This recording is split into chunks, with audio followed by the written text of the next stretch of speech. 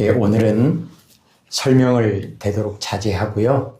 오늘 이 말씀을 최소한 한 3번 정도 우리가 함께 읽고 묵상하면 좋겠습니다. 오늘 제목으로 잡았는데 하나님께 감사, 하나님을 찬송 1절, 2절 한 번 더 읽겠습니다. 내가 전심으로 여호와께 감사하며 주의 모든 기이한 일들을 전하리이다. 내가 주를 기뻐하고 즐거워하며 기존하신 주의 이름을 찬송하리니. 아멘. 예, 그리고 13절 한번 읽겠습니다. 여호와여 내게 은혜를 베푸소서. 나를 사망의 문에서 일으키시는 주여, 나를 미워하는 자에게서 받는 나의 고통을 보소서. 아멘. 다윗은 누구보다도 하나님을 찬양하고 하나님께 감사하는 일에 열심을 다했던 사람입니다. 왜냐하면 다윗은 하나님께 큰 은혜와 복을 받은 사람이라고 하는 것을 늘 기억하고 고백할 수 있었습니다. 우리는요, 마찬가지죠. 오히려 다윗보다도 비교가 안 될 만큼 큰 은혜와 또 하나님의 복을 받은 사람입니다. 증거가 무엇입니까? 오늘 우리가 이 자리에 있다는 것입니다. 저번 주에도 우리는 하나님께 은혜와 복을 받은 사실에 대해서, 하나님의 은혜와 복에 대해서 말씀을 나누고 묵상했는데, 오늘 다윗의 고백을 보면서 도대체 우리는 구체적으로 어떤 은혜와 복을 받았는가, 다윗이 고백하는 그 은혜와 복이 우리와는 어떤 관계가 있는가, 이것을 한 번 더 정리하려고 합니다. 우리는 하나님께 은혜와 복을 받았다. 이것은 구원과, 우리의 구원과 항상 직결되어 있습니다. 하나님께 받은 은혜와 복이 무엇인가? 바울은 나의 나된 것이 오직 하나님의 은혜로다. 이렇게 고백하죠. 범사에 감사하라. 왜죠? 모든 것이 하나님의 은혜다. 이것을 고백하는 내용입니다. 그러면 구체적으로 오늘 본문에 나와 있는 다윗이 내가 하나님께 감사합니다. 내가 하나님을 찬양합니다. 왜냐하면 나는 하나님께 은혜를 받았기 때문입니다. 다윗이 고백하는 하나님의 은혜, 하나님의 복, 하나님께 받은 구원의 내용이 무엇인가를 오늘 본문에서 보겠습니다. 3절을 읽겠습니다. 내 원수들이 물러갈 때에 주 앞에서 넘어져 망함이니이다. 아멘. 대표적으로 가장 먼저 다윗이 나는 이런 은혜를 받았습니다 라고 고백하는 내용이 뭐냐면, 하나님이 나의 원수들로부터 나를 구원해 주셨습니다. 원수들을 물리쳐 주셨습니다. 이렇게 고백합니다. 하나님께서는 성도를 대적하고 해치는 원수를 물리쳐 주십니다. 성도가 원수의 손에 넘어지는 것을 그냥 두시지 않고 물리치시는데, 그들이 도망할 때에 넘어져 멸망하기까지 물리쳐 주신다라고 말씀합니다. 성도가 원수와 싸워 승리하는 기쁨은 가장 소중합니다. 왜죠? 원수와 싸워서 승리하지 못하고 패배하면 어떻게 되겠습니까? 죽는 거죠. 망하는 거죠. 그래서 원수와 싸워서 승리하는 것은 곧 생명이요, 가장 큰 기쁨이 됩니다. 그런데 이 일이 어떻게 가능한가? 우리가 힘이 있어서요? 아닙니다. 하나님께서 우리의 힘이 되어주시고, 하나님께서 하나님의 이름을 걸고 보증하시는 것이 뭐냐면 우리를 구원해 주시는 것이라고 말씀합니다. 하나님은 원수를 물리쳐 주시고 구원을 베풀어 주시는 그 은혜를 우리에게 허락해 주셔서 우리에게 큰 기쁨을 주셨다. 이것이 다윗이 고백하는 하나님의 은혜와 하나님의 복에 대한 첫 번째 말씀입니다. 두 번째는 왜 하나님을 찬송하고 하나님께 감사해야 하는가? 구체적인 내용이 뭔가? 4절을 보겠습니다. 주께서 나의 의와 송사를 변호하셨으며 보좌에 앉으사 의롭게 심판하셨나이다. 아멘. 하나님은 재판관이 되시는데 공의로 재판하신다는 겁니다. 이것이 얼마나 중요한지 모릅니다. 우리가 세상의 법정에 대해서 안타까워하고 염려하고 걱정하는 내용이 뭐죠? 가진 사람들, 권력 있는 사람들, 그 사람들은 죄가 있어도 죄가 없다고 만들어버리잖아요. 없는 사람들, 약한 사람들, 이런 사람들은 죄가 없는데 억울하게 죄인이 되어버리는 이런 현실을 우리는 지금도 보고 있지 않습니까? 그런데 하나님은 그런 세상의 재판관들과는 다르다는 겁니다. 어떻게 다르죠? 하나님은 공의의 하나님이시다. 공의로 심판하신다. 7절을 보겠습니다. 여호와께서 영원히 앉으시며 심판을 위하여 보좌를 준비하셨도다. 8절이요. 공의로 세계를 심판하시며 정직으로 만민에게 판결을 내리시리로다. 아멘. 하나님께서는 악인을 심판하십니다. 결코 죄나 악을 용납하지 않으십니다. 공의와 정직으로 세계를 심판하십니다.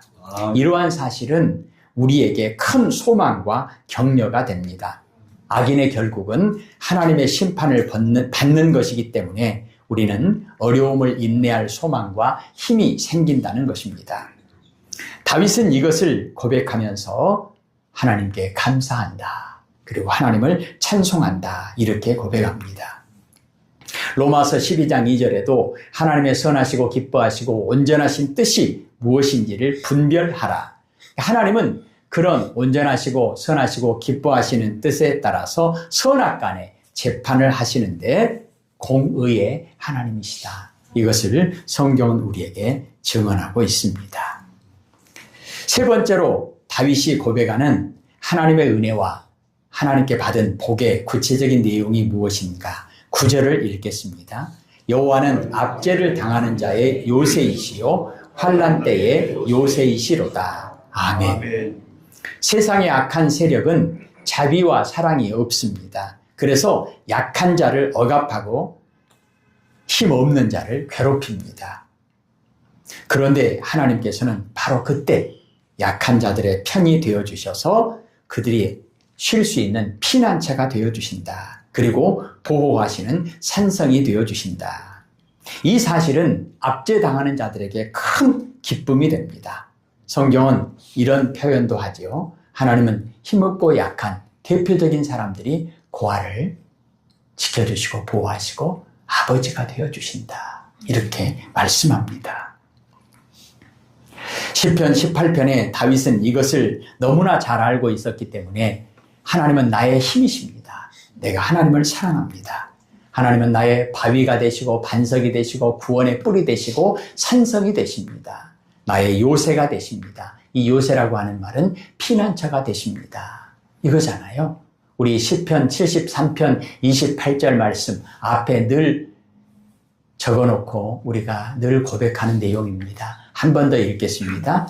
하나님께 가까이함이 내게 복이라. 내가 주 여호와를 나의 피난처로 삼아 주의 모든 행적을 전파하리이다. 시편 73편 28절 말씀. 아멘. 하나님이 나의 피난처가 되십니다. 하나님이 나의 피난처가 되십니다. 우리가 감사해야 할 조건이 어디 이뿐이겠습니까? 우리는 모든 일에 하나님께 감사해야 합니다. 그래서 데살로니가전서 5장 18절에 범사에 감사하라. 이것이 그리스도 예수 안에서 너희를 향하신 하나님의 뜻이다라고 우리에게 말씀합니다. 사랑하는 성도 여러분, 오늘까지 여기까지 우리를 지키시고 보호하시고 인도하시는 하나님, 에베네셀의 하나님을 찬양합니다. 아멘. 에베네셀의 하나님을 우리는 감사로, 찬양으로 하나님께 영광을 돌립니다. 아멘. 오늘 우리가 읽었던 내용처럼 1절부터 10절까지는 10절 한번 읽겠습니다. 여호와여, 주의 이름을 아는 자는 주를 의지하오리니 이는 주를 찾는 자들을 버리지 아니하심이니이다. 아멘. 다윗은 자신이 먼저 하나님을 찬양합니다. 하나님께 감사합니다. 이렇게 고백합니다. 그리고 다윗은 왕이잖아요. 왕이 모범을 보이고 백성들에게도 권면하고 부탁하고 명령합니다. 너희도 하나님을 바로 알고 하나님의 은혜를 깨닫고 하나님께 감사하고 하나님을 찬송해라. 다윗이 부모잖아요. 아버지잖아요. 그럼 자녀들에게도 먼저 모범을 보이고 그리고 자녀들에게도 부탁하고 또 부탁하고 또 부탁해야 될 내용이 무엇인가? 다윗은 분명히 고백합니다. 너희들도 하나님의 은혜를 깨닫고 하나님께 감사해라. 하나님을 찬송해라. 그것이 자녀들에게 최고의 부모의 의무이고 부모로서 해야 할 사명입니다. 다윗은 이것을 참 잘했습니다. 11절을 읽겠습니다. 너희는 시온에 계신 여호와를 찬송하며 그의 행사를 백성 중에 선포할지어다. 아멘. 하나님을 찬송하며 하나님께 감사하는 다윗은 다른 사람들에게도, 자손들에게도 너희도 하나님을 찬송하고 하나님께 감사해라. 이것이 얼마나 놀라운 일인지, 지금 다윗이 고백했던 이 고백을 우리가 하고 있잖아요. 우리가 하고 있잖아요. 수천 년이 지난 지금 우리가 하고 있잖아요. 우리의 하나님을 향한 찬양과 하나님께 올려드리는 감사의 그 믿음의 고백이 우리의 후손들에게도 자손들에게도 이렇게 큰 영향력이 있고 복이 될 수 있도록 우리는 힘쓰고 있어서 무엇을 열심히 해야 될까요? 하나님을 찬송하며 하나님께 감사하는 일, 이 믿음의 고백을 열심히 해야 합니다. 우리도 열심히 해보십시다. 예. 네 번째로 다윗이 하나님의 은혜에 대해서 감사하고 찬양하는 구체적인 내용이 무엇입니까? 우리 10절을 읽겠습니다. 한 번 더 읽을까요? 여호와여, 주의 이름을 아는 자는 주를 의지하오리니 이는 주를 찾는 자들을 버리지 아니하심이니이다. 아멘. 다윗은 개인적으로든 그리고 왕이었기 때문에 국가적으로든 왕으로서 사명을 감당하는 과정 가운데 전쟁도 많이 했던 사람이고 또 개인적으로도 실수도 많이 했기 때문에 죄도 많이 지었습니다. 그런데 우리가 아는 것처럼 다윗의 아주 중요한 특징은 뭐냐면 죄를 짓는 그 상황 속에서도 깨닫고 하나님께 회개했다는 겁니다. 죄를 짓는 그 상황 속에서도 항상 하나님과의 관계의 그 끈을 놓지 않았다는 것입니다. 그래서 다윗이 실수도 많이 하잖아요. 죄도 많이 짓잖아요. 또 전쟁을 하다 보니까 사람도 많이 죽일 수밖에 없는 그런 상황입니다. 그래서 다윗은 누구보다도 감사와 찬송도 많이 했겠지만 또 뭘 많이 했겠어요? 회개를 참 많이 했던 거예요. 그래서 다윗이 하나님께 감사하며 찬양했던 그런 하나님께 영광 돌리는 그런 다윗의 시편도 유명하지만 다윗이 회개하는 그 내용도 아주 유명합니다. 이처럼 다윗은 항상 하나님과의 관계, 하나님과의 그 구원의 끈, 사랑의 끈을 놓지 않고 꼭 붙잡고 있었다는 겁니다. 저번 주에 다윗이 어려울 때 다윗의 특징이 뭐라겠죠? 더 크게 하나님께 부르짖었다는 그런 말씀을 드렸습니다. 다윗이 고백하는 내용입니다. 12절을 읽겠습니다. 피 흘림을 신문하시는 이가 그들을 기억하시며 가난한 자의 부르짖음을 잊지 아니하시도다. 아멘. 예나 지금이나 가난한 자들은, 힘없는 자들은 세상에서 소외될 수밖에 없고 누가 관심도 가져주지 않습니다. 그런데 하나님께서는 특별히 가난한 자의 부르짖음을 잊지 아니하신다. 기억하신다. 긍휼히 여기신다. 이렇게 말씀하고 있습니다. 세상에 누구도 관심을 가져주지 않고 도와주지 않을 때 하나님은 우리를 기억하시고 우리의 부르짖음을 들으시고 응답하시고 불쌍히 여겨주신다는 것입니다. 사실 이 사실로 인해서 하나님을 찬양해야 된다. 이것을 다윗은 강하게 우리에게 부탁합니다. 오늘 아침에 어떤 분과 잠깐 통화를 했는데요. 이름은 말씀드리지 않겠습니다. 그런데 그분의 인생 가운데 지금이 어떻게 보면 가장 약하고 가장 어렵고 세상적인 기준으로 봐도 가장 가난할 때예요. 근데 그분이 무슨 얘기를 하냐면 나는 지금 날마다 기적 속에 살고 있습니다. 기적 속에 살고 있습니다. 무슨 말이에요? 가장 약하고 가장 가난하고 그리고 나이도 들어서 병들어서 그리고 몸도 왜소해서 누가 봐도 폼도 안 나요. 일하고 싶어도 불러주지도 않아요. 저 같은 사람은 불러주지도 않아요. 지금 이렇게 예배드리고 이렇게 이 자리에 서니까 어쩔 수 없이 이렇게 세수도 하고 머리도 빗고 뭐 또 뿌리고 힘도 주고 넥타이도 매고 그래서 그렇지 다 그냥 벗고 그냥 탁 있으면 어떻게 되겠어요? 그런데 그분이 그런 고백을 하십니다. 그래서 제 마음에 쿵 했어요.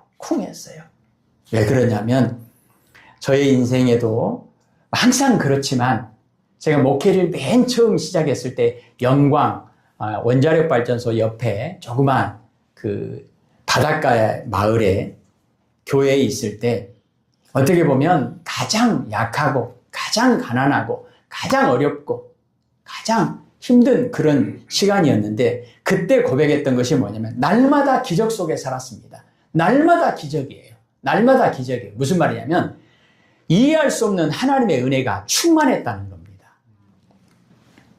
아무도 나를 돌아보지 않을 때, 아무도 관심 갖지 않을 때 하나님께서는 까마귀를 통해서도 먹을 것을 공급하시는 그 하나님. 다윗이 고백하는 하나님은 어떤 하나님인가? 특별히 가난한 자,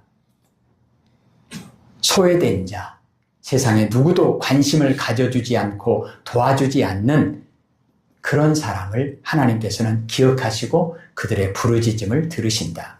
다윗은 그런 고백도 하죠. 내 아버지도 나를 버렸으나 내 형제들도 나를 버렸으나 하나님이 나를 선택하시고 부르시고 인도하셔서 나를 왕으로 세우셨다.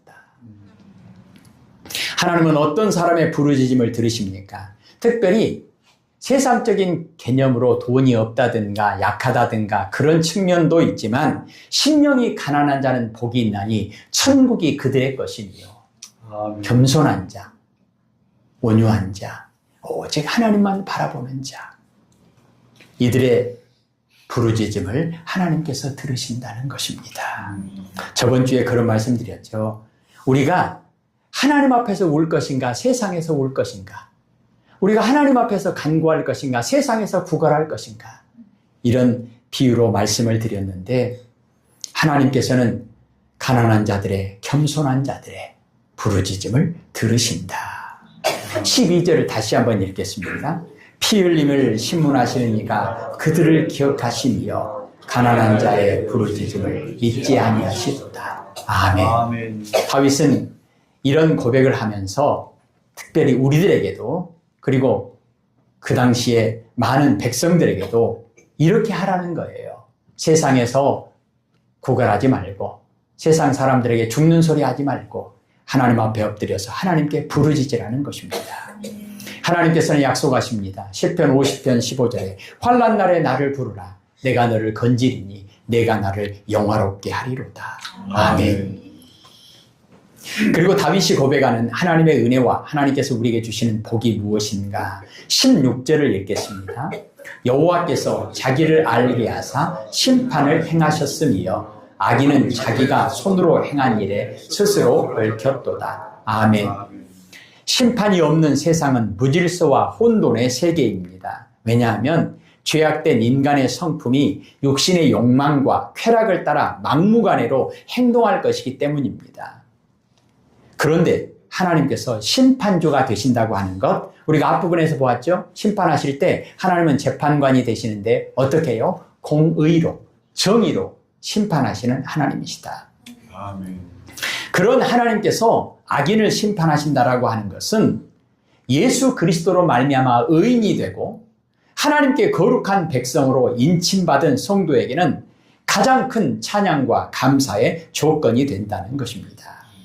하나님께서 구원을 베풀어 주셔서 하나님께서 우리를 의롭다 인치시고 우리를 하나님의 백성 삼아 주셔서 우리를 하나님의 무서운 그 심판에서 제외시켜 주셨다고 하는 것, 면제시켜 주셨다고 하는 것, 우리에게 예수 그리스도의 의의 옷으로 덧입혀 주시고 우리에게 무죄를 선포해 주셨다고 하는 것, 이것은 얼마나 큰 은혜인지 모릅니다. 다윗은 그래서 나는 죄인입니다. 그런데 하나님께서 나에게 은혜를 베풀어 주셔서 죄인이 받아야 할 그런 심판이 아니라 하나님이 나를 불쌍히 여겨주셔서 나의 죄를 용서해 주셔서 그 심판을 면할 수 있게 해주신 것이 가장 큰 은혜다. 이렇게 고백합니다. 15절을 보겠습니다. 이방 나라들은 자기가 판 웅덩이에 빠짐이여 자기가 숨긴 그물에 자기 발이 걸렸도다. 아멘. 악인들은 자기들이 판 웅덩이에 빠져버리고 자기들이 숨긴 그물에 자기들이 발에 걸렸다는 것입니다.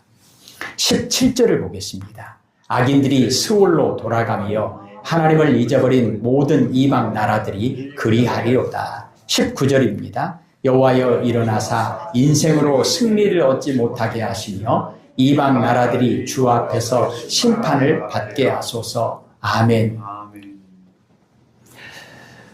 하나님께서는 다윗의 죄를 용서하시고 다윗에게 구원을 베풀어 주셨습니다.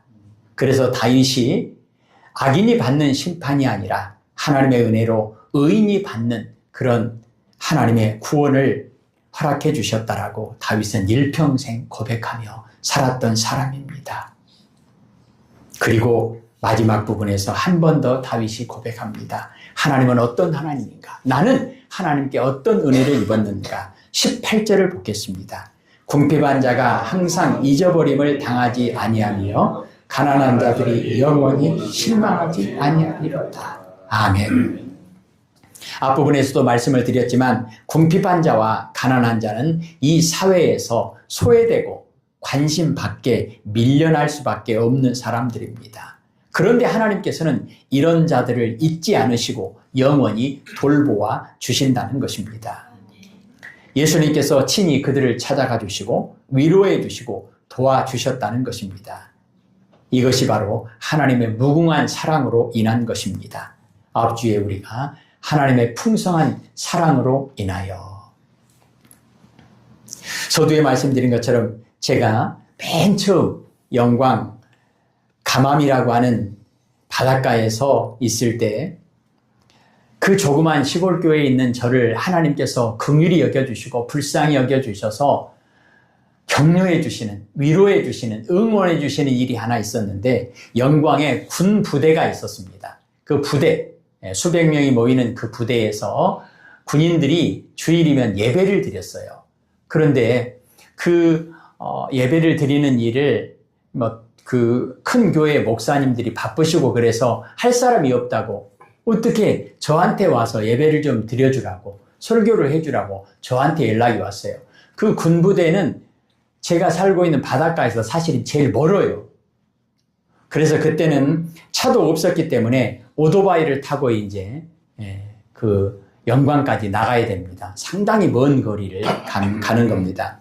한 번은 여름에 수련회도 많이 오고 그러면 이제 막 밤에도 잠도 못 자고 하다 보니까 아주 많이 피곤했어요.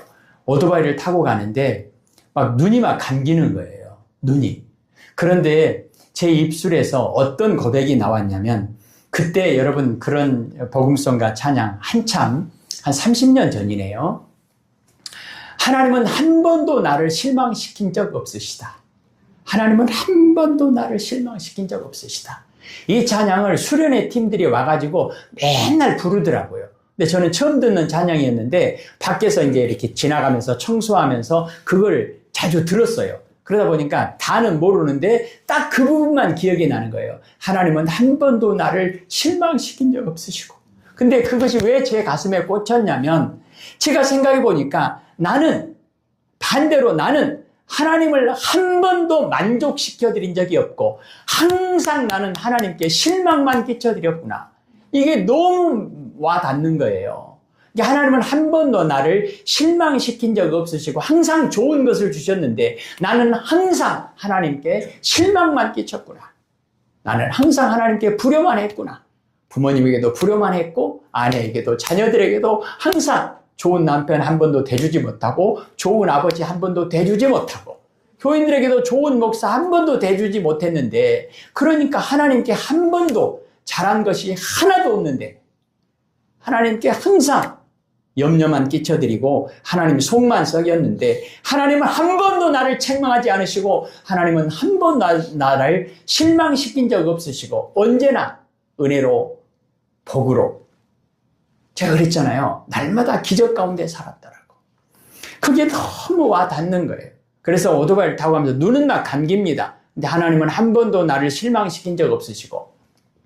근데 또 무슨 걱정이 있었냐면, 이제 군인들에게 가서 이제 설교를 해야 되는데 군인들이 몇십 명 앉아 있거든요. 강제로 와서 와 있는 사람들도 있고. 그런데 설교 시간에 설교 듣겠습니까? 안 들어요.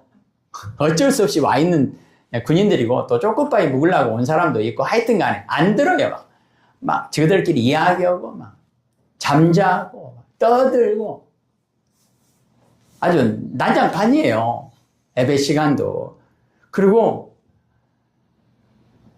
이제 완전 햇병아리 전도사가 와가지고 설교하는데 무슨 뭐가 있겠어요. 그래서 막 자기들 마음대로 해요. 근데 그날은 더 걱정이 되더라고요. 오늘은 무슨 말씀을 전해야 될까? 그렇게 막 억지로 앉아있는 사람들 앞에서 내가 어떻게 해야 될까? 걱정도 됐습니다. 근데 하여튼 입술에서는 하나님은 한 번도 나를 실망시킨 적 없으시고 그 부분만 그냥 하는 거 하고 가는 거예요. 근데 눈이 막 감기는 거예요, 막. 근데 붕 떠가지고 어디다 콱 쳐박았더라고요, 제가. 눈이 딱 감아져 없어요. 그리고 이렇게 당기니까 붕 갔어요. 그런데 그 길이 높았습니다. 그리고 그 옆에가 논이었어요. 그리고 가로수가 쭉 있었어요. 그런데요, 또 한 번의 기적을 고백했습니다. 쭉 가다가 붕 날아가지고 논 그 가에 거기에 콱 박혀버렸어요. 처박혔어요, 제가. 그런데 그 가로수와 가로수 그 아주 그 사이로 픽 갔어요.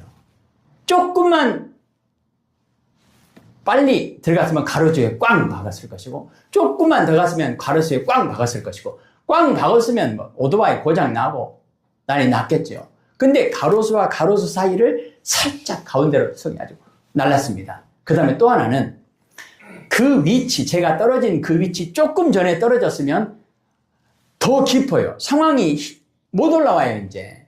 좀만 더 갔어도 상황이 안 좋아요. 논이 아니요. 박아버리면 이제 다 부서지는 거예요. 박살나는 거예요. 근데 딱 그 자리만 논이에요. 딱 그 자리만. 높이도 딱 좋고. 그래가지고 정신 차려보니까 논에 쳐 박혔어요. 근데 감사한 것이 제가 딱 나올 수 있을 만큼, 그리고 오토바이도 그래도 갈 수 있을 만큼만 좀 부서졌습니다. 옷도 뭐 이렇게 뭐 흙 묻어도 괜찮아잖아요. 왜냐? 지금 예배 시간 기다리고 있잖아요. 못 가면 안 되잖아요. 가야 됩니다. 지금 시간에 맞춰서 가야 됩니다. 다행히 다시 나와서 갑니다. 근데 이제 어렵게 이제 오토바이 끌고 올라와 가지고 가는데, 그때부터는요 힘이 생기는 거예요. 너무 감사한 거예요. 하나님은 한 번도 나를 실망시킨 적 없으시고, 눈도 이제 확 뜨고 이제 큰 소리로 하나님은 한 번도 나를 실망시킨 적 없으시고, 아마 울면서 갔겠죠. 그리고 그날은 가가지고 막 사정없이 크게 막 설교하는 거죠. 막 하나님은 한 번도 나를 실망시킨 적 없으시고, 떠들든 신문을 보든 잠을 자든 말든. 그러니까 평상시에 와가지고 얌전하게 막 눈치 보면서 하더니 막 오늘은 뭐니? 그 사람들도 깜짝 놀랐을 거 아니야. 아니요, 눈을 막 부릅뜨고 하나님은 한 번도 나를 실망시킨 적 없으시고. 그날 뭐 됐겠습니까? 간증했죠. 내가 오다가 오토바이 타고 날라버렸는데 이렇게 됐다고. 예, 하나님은 한 번도 나를 실망시킨 적이 없으시죠. 그러니까 너희들도 하나님의 은혜 가운데 살아야 된다. 그 정답이다. 막 사정없이 말하고 왔습니다. 사랑하는 성도 여러분, 하나님은 한 번도 우리를 실망시킨 적 없으시고 우리에게 은혜와 복을 주신 하나님이십니다. 다윗의 고백이 오늘 우리들의 고백이 되어지기를 소원합니다. 이것을 인정하는 것이 얼마나 중요한가. 20절을 보십시다. 여호와여 그들을 두렵게 하시며 이방 나라들이 자기는 인생뿐인 줄 알게 하소서. 아멘. 하나님을 인정하지 않는 사람들이 자기들의 힘과 자기들의 권력만 믿고 그렇게 횡포를 벌이고 가난한 자들을, 약한 자들을 억압하는 그런 자들, 하나님께서는 그들을 심판하시고 그들을 두렵게 하시고, 그리고 그들이 하나님처럼 높아지려고 하는 그런 교만한 자들이 깨닫게 하신다는 것입니다. 자기는 인생뿐인 줄 알게 하소서. 오늘 다윗이 고백하는 하나님, 다윗이 하나님께 받은 은혜에 대한 고백을 오늘 우리도 동일하게 할 수 있기를 원합니다. 아멘. 그것이 무엇입니까? 한 번 더 보겠습니다. 3절을 볼까요? 내 원수들이 물러갈 때에 주 앞에서 넘어져 망함이니이다. 아멘. 하나님은 우리의 원수를 물리쳐 주신다는 것입니다. 나 대신 싸워주시고 우리에게 구원과 승리를 주신다는 것입니다.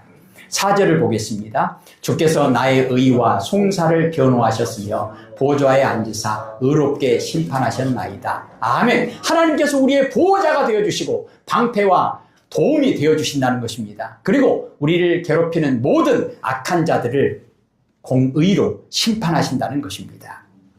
9절을 읽겠습니다.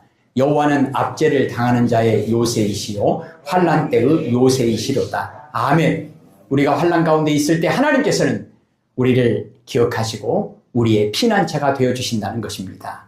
12절을 읽겠습니다. 피 흘림을 신문하시는 이가 그들을 기억하시며 가난한 자의 부르짖음을 잊지 아니하시도다. 아멘. 가난한 자, 심령이 가난한 자, 겸손한 자, 온유한 자, 하나님께 엎드려 기도할 때에 하나님께서 그들의 부르짖음을 들으시고 응답해 주신다는 것입니다. 그럼에도 불구하고 세상은 여전히 우리를 힘들게 합니다. 우리의 대적 원수 마귀는 우는 사자같이, 굶주린 사자같이 우리를 집어삼킬 듯이 우리를 공격합니다. 그러나 그런 것들이 아무런 해를 우리에게 입힐 수 없습니다. 왜냐하면 하나님께서 우리의 목자 되시고 하나님의 이름을 위하여 의의 길로 인도하신다라고 말씀하시고 주의 지팡이와 막대기가 나를 안위하신다라고 말씀하기 때문입니다. 16절을 다시 한번 보겠습니다. 여호와께서 자기를 알게 하사 심판을 행하셨으며 악인은 자기가 손으로 행한 일에 스스로 얽혔도다. 17절입니다. 악인들이 수울로 돌아가며 하나님을 잊어버린 모든 이방 나라들이 그리하리로다. 아멘. 그리고 하나님께서는 18절에 이렇게 말씀합니다. 읽겠습니다. 궁핍한 자가 항상 잊어버림을 당하지 아니하며 가난한 자들이 영원히 실망하지 아니하리로다. 아멘. 기도합니다. 하나님, 다윗의 고백입니다. 내 아버지도 내 부모도 나를 버렸으나 내 형제들도 나를 버렸으나 내 친구들도 나를 버렸으나 모두가 나를 버렸으나 오직 나 혼자뿐인 것 같지만 엘리야가 나 혼자만 남았나이다.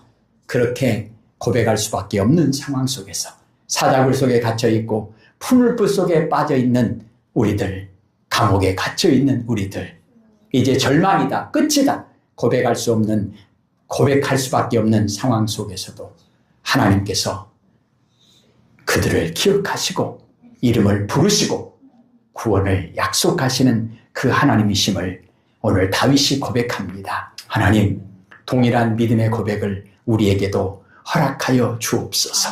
하나님만이 나의 피난처가 되신다라고 그 하나님이 나에게 베풀어 주신 은혜와 복에 대해서 할 말을 우리에게 가르쳐 주시고 깨닫게 하여 주옵소서. 아멘. 그래서 여호와는 나의 목자시니 내게 부족함이 없습니다. 고백할 수 있는 믿음으로 승리하게 하옵소서. 아멘. 예수님 이름으로 기도합니다. 아멘.